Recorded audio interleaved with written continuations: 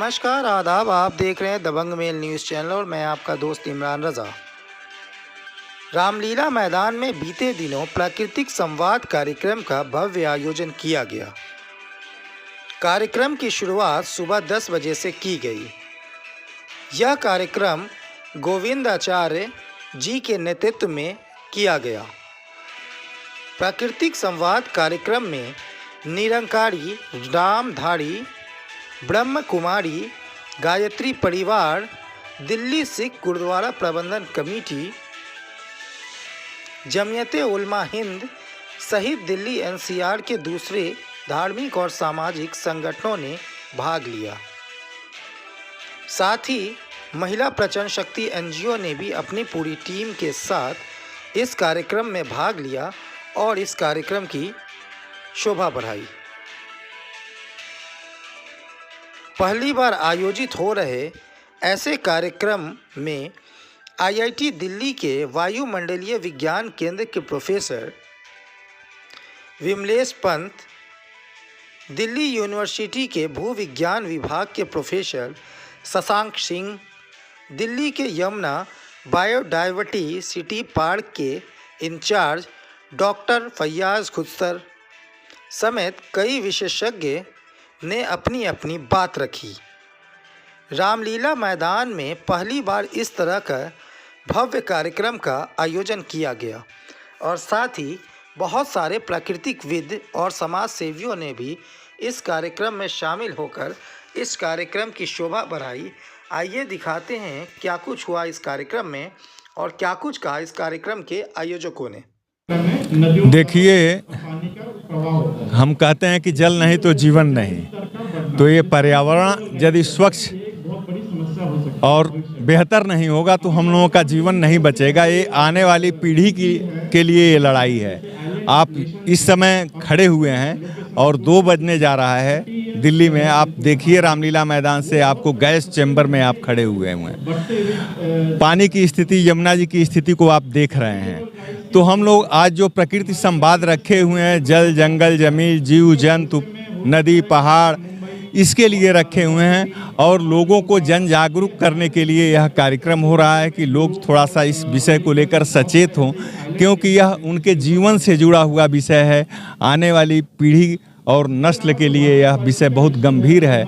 इसको बचाने के लिए, इसकी सुरक्षा और संरक्षण के लिए हम लोग प्रयास कर रहे हैं।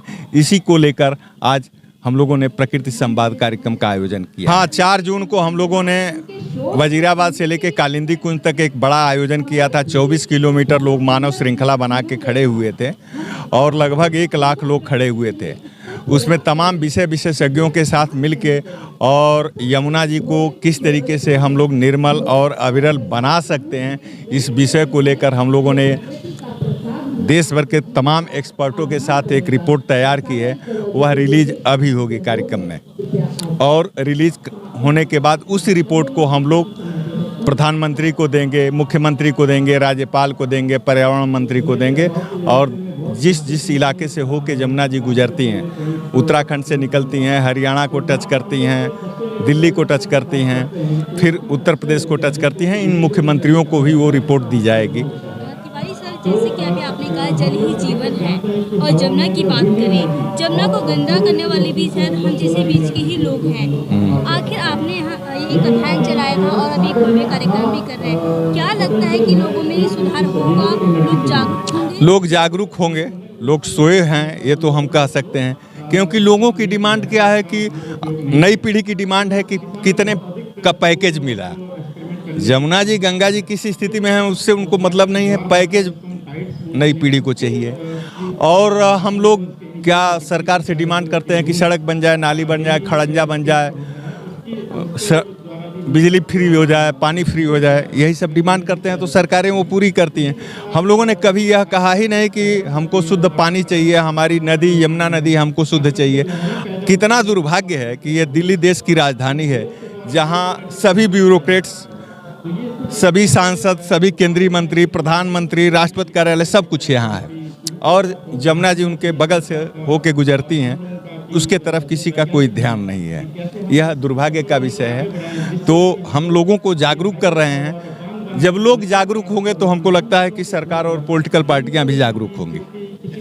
नमस्कार। जैसे आप लोगों को विदित हो कि पिछले 3 महीने से ही ये प्रस्तावित था कि 30 नवंबर को हम लोग प्राकृतिक संसद रामलीला मैदान में करेंगे, और ये एक अपने आप में एक अनूठा प्रोग्राम है। प्रोग्राम को नहीं कहें, ये एक जन जागरण अभियान पर्यावरण के ऊपर, प्रकृति के ऊपर हम लोग इन्होंने ये किया है। माननीय गोविंदाचार्य जी के नेतृत्व में, उनके तत्वाधान में हम लोगों ने ये कार्य किया है। इसके पहले पिछले 1 साल से हम लोग यमुना नदी की सफाई के अभियान के अंतर्गत काम करते आए हैं। पदयात्रा करने के बाद हम लोगों ने मानव 4 जून को पर्यावरण दिवस के 1 दिन पूर्व मानव श्रृंखला बनाई थी, जो कालिंदी कुंज से लेकर और अपने बड़जराबाद तक। उसी क्रम का ये फलस्वरूप है कि हम लोग जन जागरण कर रहे हैं कि प्रकृति के प्रति लोगों को जागरूक करना। सरकारें क्या काम कर रही हैं पता नहीं चल रहा है। सरकारें सिर्फ काम कर रही हैं बिजली फ्री, पानी फ्री और 5 किलो चावल फ्री, इन सब चीज़ों पे काम कर रही है। लेकिन मुख्य जीवन के लिए सबसे जो मुख्य चीज़ चाहिए, पानी और वायु और भोजन। तो पानी भी प्रदूषित हो रहा है और हवा भी प्रदूषित हो रहा है। और सबसे बड़ी विडम्बना ये है कि हम लोग पूरे भारतवर्ष को यहाँ से प्रकाश देते हैं। प्रकाश देने का मतलब ये हुआ कि प्रधानमंत्री भी यहीं रहते हैं, गृह मंत्री भी यहीं रहते हैं, शिक्षा मंत्री भी यहीं रहते हैं, स्वास्थ्य मंत्री भी यहीं रहते हैं, पर्यावरण मंत्री भी यहीं रहती हैं, महामहिम राष्ट्रपति भी यहीं रहते हैं।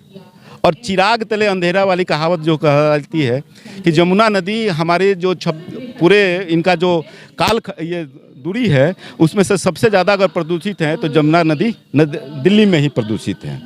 उसी को ध्यान में रखते हुए हम लोगों ने ये किया कि हर एक व्यक्ति का एक अपना कर्तव्य है। व्यक्ति का है, परिवार का है, समाज का है, और समाज का ये है कि हम आंदोलित हों, लोगों को व्यवस्थित बताएं, उसके बाद जागरूक करें, और जागरूक करने के बाद हम सरकार के ऊपर उसके कर्तव्य का बोध का पालन कराने के लिए उनके ऊपर दबाव बढ़ाएं।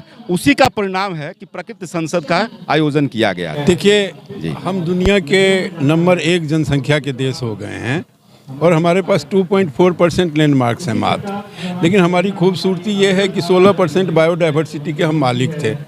दुर्भाग्य ये हुआ है कि 50% बायोडाइवर्सिटी आज़ादी से लेकर अब तक भारत का लॉस हो गया है।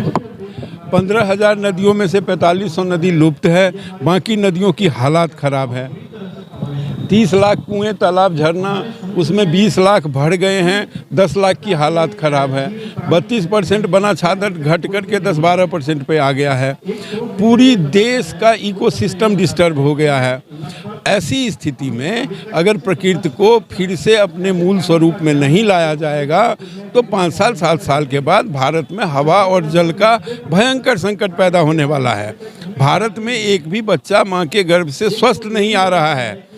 घर की माता, गौ माता और धरती माता की हालात खराब हो गई है। कंक्रीट का जंगल खड़ा हो रहा है, बड़े बड़े 4 लाइन 6 लाइन बन रहे हैं, लेकिन वृक्ष का क्या होगा?